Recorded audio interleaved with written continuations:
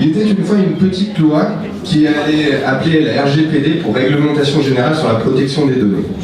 Et cette loi, elle allait faire trembler beaucoup de structures, des entreprises et des associations. Parce que cette loi, elle arrive très rapidement, vu que c'est le 25 mai 2018. Et notamment, cette loi, elle a une notion de sécurité et une notion très importante de traçabilité, puisque chaque entreprise devra pouvoir justifier de la traçabilité de ses données. Donc comment aujourd'hui les entreprises s'adaptent à cette RGPD? Et vous faites comment? Est-ce que vous connaissez la blockchain? Bon, moi je vous rassure, avant de faire le Startup Camp, je ne savais pas, donc je vais essayer de vous transmettre ce que j'ai appris. Donc en fait, c'est une nouvelle technologie de stockage, fait de blocs et de chaînes, de son nom. Et en fait, cette technologie, c'est un registre qui va permettre de noter toutes les modifications qui vont se mettre dedans. Donc du coup, on a une traçabilité qui fait partie de son ADN. Et du coup, quelle est la différence finalement entre les bases de données dont on entend parler depuis tout à l'heure et la blockchain? Donc du coup, la base de données, elle a des maintenances et des vérifications qui vont être coûteuses. Et on a une traçabilité qui est limitée. Si on veut faire de la traçabilité, il faut refaire éventuellement une base de données. Et on a tout qui est localisé au même endroit. À l'exception, la blockchain, elle va justement avoir cette fonction de traçabilité, de transparence. On va avoir une décentralisation complète de l'information et on ne va pas avoir besoin d'administration par rapport à ça. Du coup, nous, on a une offre où on s'adresse à ceux qui vont posséder des bases de données. On a une solution d'API. On veut pour l'utilisateur final que ce soit complètement transparent, donc on va venir greffer l'API sur la base de données. Donc lui, il n'y verra rien du tout. Ça permettra, par contre, du coup, d'avoir la fonction de traçabilité. Et si la CNIL demande justement le registre, on pourra fournir facilement aux clients toute la liste des transactions effectuées. Nos clients, donc, c'est tous les acteurs concernés par la RGPD demain, les éditeurs de logiciels, les TPE et PME. Notre modèle économique, c'est un abonnement, donc qui va dépendre de la structure, avec un coût de mise en service, et un abonnement mensuel qui va dépendre des flux et des transactions de la société, et des formations qui seront optionnelles.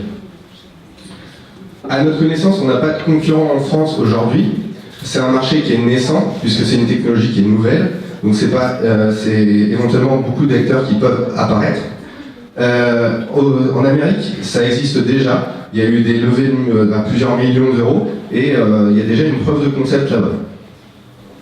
Notre plan d'action, comme c'est une technologie qui est nouvelle, on essaie, c'est un public qui est très large, donc on va essayer de donner beaucoup d'informations et aussi d'aller sur ce côté un peu mai 2018, finalement à travers des conférences, la rencontre de prescripteurs aussi, puisque finalement un cabinet conseil ou de comptabilité ou d'avocat va chercher à expliquer à ses clients comment se mettre en norme par rapport à cette RGPD, et donc notre solution peut être proposée et prescrite.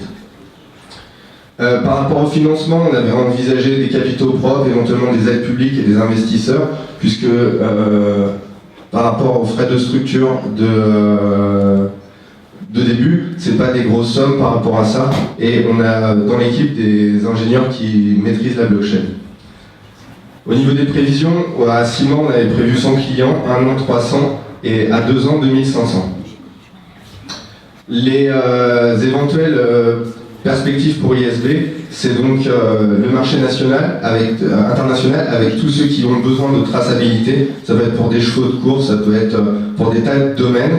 Et on a eu la chance dans ce week-end de contacter Harmonie Mutuelle qui serait éventuellement intéressée par cette solution.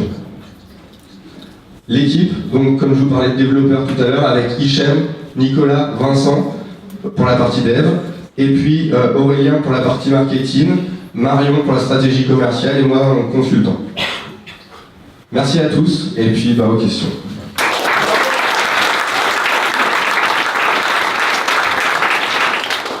Il vous reste même 20 secondes, donc je vous le laisse pour les questions du jury. Qui est-ce qui peut commencer? Blockchain, ça parle à personne dans le jury. Moi j'aimerais que vous reveniez un petit peu sur les calculs de coûts. Ça me paraît très faible pour les coûts de structure, les coûts d'infrastructure, les coûts de services. Donc, comme on l'a expliqué, en fait, on arrive avec notre équipe de développeurs spécialisés dans la blockchain. C'est une compétence qui est assez recherchée et très coûteuse. Donc, dans notre cas, ça fait longtemps qu'on travaille ensemble, on a étudié ensemble, et le fait de travailler ensemble, ça va permettre de limiter au maximum les coûts de développement, en fait. Donc, on a essayé de réduire ce coût pour être rentable le plus rapidement possible et proposer une solution aussi le plus rapidement possible. Je peux passer le micro.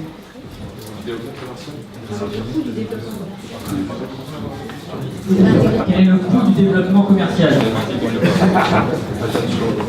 Alors, en ce qui concerne la partie commerciale et marketing qui vont être de fait liés, aujourd'hui on n'a pas défini de coût précis. En fait, ce qui s'est passé concrètement, pour expliquer un peu l'histoire du Startup Weekend, Hichem, ici présent, qui est arrivé avec l'idée, avec la technologie blockchain, si je puis dire, au début envisageait d'appliquer cette technologie à l'industrie de la médecine.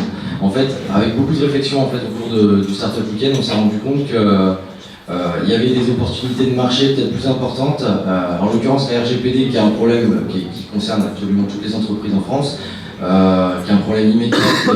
Voilà, on parle de 2 mois en termes de délai pour trouver des solutions qui puissent simplifier la vie des entreprises dans ce contexte-là. Et derrière, donc, on a vraiment, en fait, si vous voulez, l'idée d'attaquer ce marché-là est arrivée hier soir à 22h, grossièrement. donc concrètement, c'est vrai qu'on est un petit peu léger sur la partie marketing commercial. Concrètement, ce qu'on envisage sur ce plan-là, c'est d'avoir une stratégie qui sera d'abord locale. C'est-à-dire qu'il va falloir qu'on se teste, on ne peut pas attaquer le marché français dans un premier temps. Donc l'idée, ça va être concrètement de cibler local, on pense Poitiers dans un premier temps, avoir une stratégie de contenu, c'est-à-dire gagner en légitimité, expliquer ce que c'est que la blockchain à tous les acteurs locaux, parce que tout le monde ne maîtrise pas ça. Expliquer pourquoi ça répond à la RGPD, comment on fait d'un point de vue technique, c'est-à-dire dans le concret, dans le quotidien des entrepreneurs, qu'est-ce que ça fait. Et derrière, donc ça va être vraiment de la présence terrain, avoir par exemple un blog spécialisé, une newsletter, donc on va probablement lancer une landing page qui va expliquer et essayer de recenser déjà un petit peu de leads pour voir l'intérêt que ça peut susciter. Et derrière, après, avoir aussi vraiment une communication qui sera plus large. Et ça, en termes de coût, voilà, on envisage une équipe marketing minimum. Si on travaille à 2, déjà, je pense que c'est du temps plein, concrètement. On peut envisager sur les 120 000 au total qui sont ici. Je pense que je ne me trompe pas trop si je considère minimum 60 à 70 000 sur une année. Une dernière question, il reste 20 secondes. Plus qu'une question, pas mal de profanes, je pense, sur cette thématique-là. Donc, je pense qu'il faut plus vulgariser dans vos explications. Moi-même, j'ai pas mal de sujets sur cette thématique-là en ce moment, donc je vais regarder un peu ce qui se passe sur Internet. Et pour le travail de tous les conférenciers, c'est de vulgariser, d'expliquer ces notions-là. Parce que c'est vrai que c'est pour un public non averti, c'est assez complexe comme thématique. Et c'est terminé. Merci.